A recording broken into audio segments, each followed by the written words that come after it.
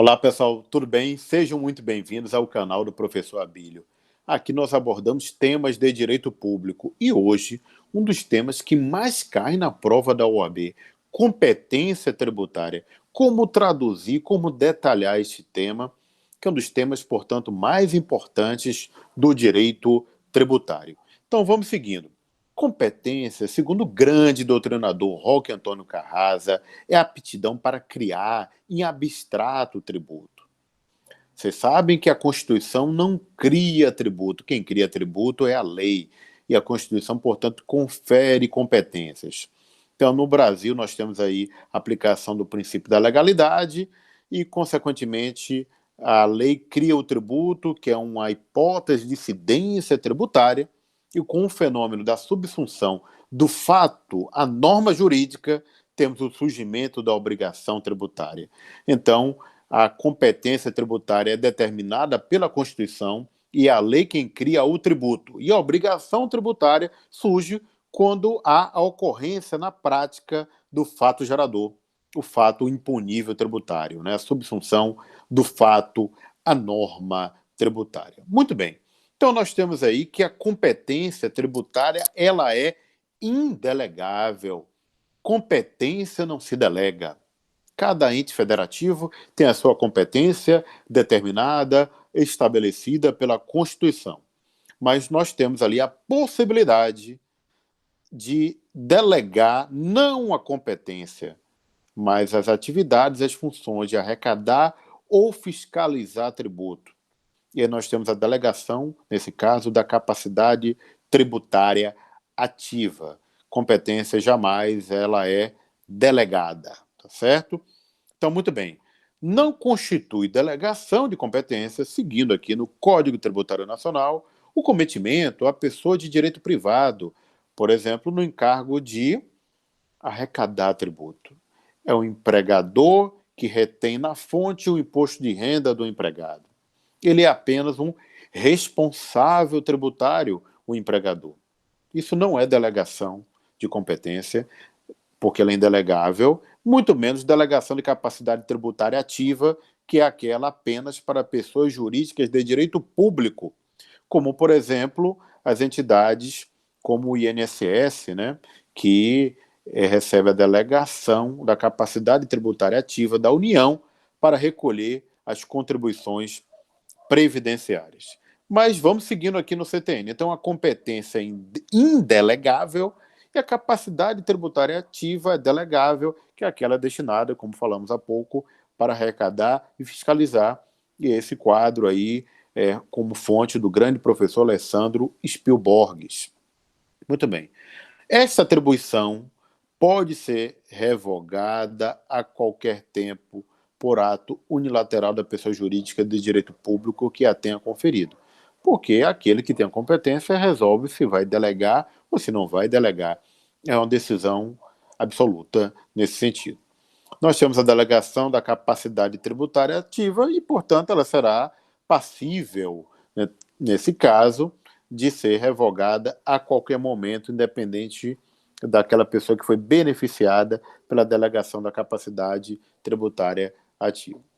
Então, nós temos aí, por exemplo, né, que a atribuição da repartição da receita tributária, nós temos uma aula específica desse tema repartição de receita, mas destacando aqui que o ITR, por exemplo, Imposto Territorial Rural, é de competência da União.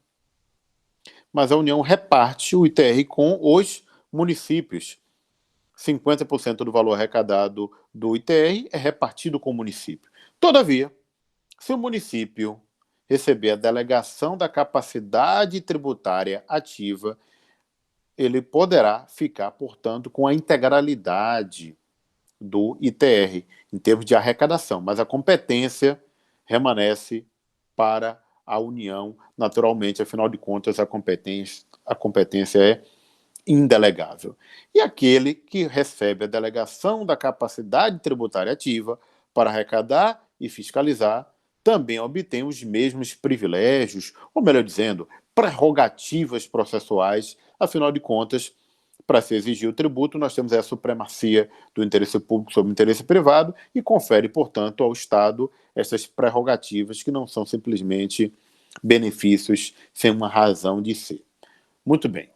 E a partir daí, conforme destaca inclusive o professor Alessandro Spielborges, professor Eduardo Sabag, muitos outros professores, Maza, Alexandre Maza, nós temos aqui diversas espécies de classificações de competência tributária. E nesse quadro do grande professor Alessandro Spielborges, nós temos aí a indicação da modalidade privada, privativa, comum, especial, residual e extraordinária. Então vamos seguindo para cada uma dessas classificações. Privativa. Impostos. Cada ente federativo vai instituir privativamente os seus impostos, os impostos federais, estaduais e municipais. Isso vira e mexe é cobrado também aí, você tem que lembrar, né, de todos os impostos de cada um dos entes federativos. Então tá aí os da União, importação, exportação, imposto de renda, IPI, IOF, ITR, imposto extraordinário de guerra, imposto sobre grandes fortunas e imposto residual, são os impostos de competência privativa da União. Já os estados têm o imposto de transmissão causa-mortes e doação, o ICMS e o IPVA, imposto sobre a propriedade de veículos automotores. E, por fim, os municípios com o IPTU, Imposto Predial e Territorial Urbano, o ITBI, Imposto de Transmissão de Bens Imóveis, por ato oneroso inter vivos, diferente, né, do causa-mortes estadual, e que engloba no estadual também a doação, e o ISS, serviços de qualquer natureza. Como dica, a gente sempre aponta assim, olha, grave os 3 municipais, os 3 estaduais, e o que sobrou é federal. Então são 3 municipais, 3 estaduais, e o que sobrou, portanto, é federal. Vale a pena gravar dessa forma aí. Competência comum é aquela em que os entes federativos podem exigir o mesmo tributo, como as taxas e as contribuições de melhoria. Taxa de prestação de serviço público ou taxa decorrente do poder de polícia, claro que no âmbito das atribuições de competência de cada um deles, e a obra pública pode ser, portanto, uma obra federal, estadual ou municipal, e esses podem instituir esta figura tributária da contribuição de melhoria de forma comum, portanto, entre os entes federativos. Seguindo aí, portanto, nós temos a competência residual. Resíduo é sobra de competência. Quem tem competência residual em matéria de direito tributário é a União. Nos outros temas são os estados.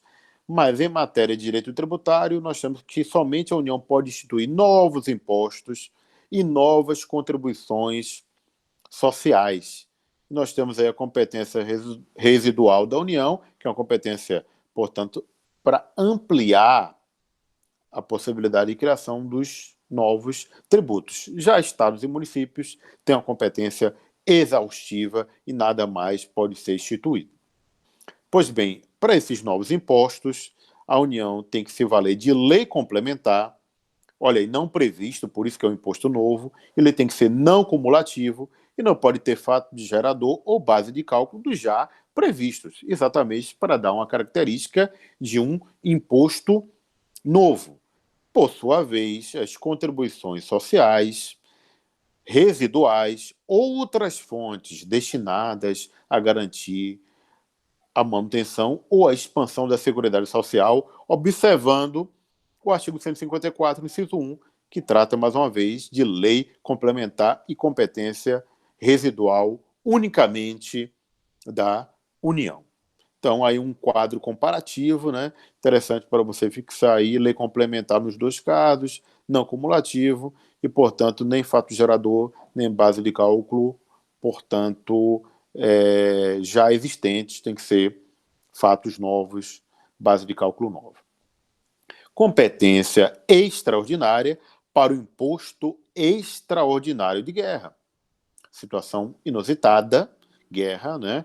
Portanto, a guerra é uma guerra externa, e, portanto, estamos aí diante de uma competência extraordinária em que a União vai poder se valer, inclusive, de fatos geradores, de outros tributos que não sejam da sua própria competência, olha aí, compreendidos ou não na sua competência tributária. Ou seja, em uma situação extrema como essa, que é uma guerra externa, a União poderá se valer de outros fatos geradores e, por isso, é uma competência extraordinária. Extraordinária. Nós temos ainda a competência cumulativa.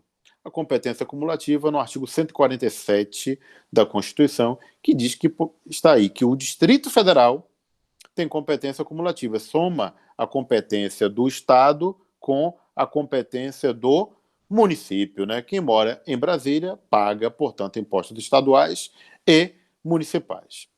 E, por outro lado, nós temos aí também a competência cumulativa no que tange a territórios.